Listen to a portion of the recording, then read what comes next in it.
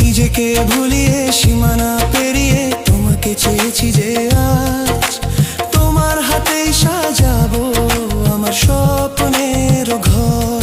আমি তোমার প্রেমে পড়ে দুনিয়া ভুলে গেছি।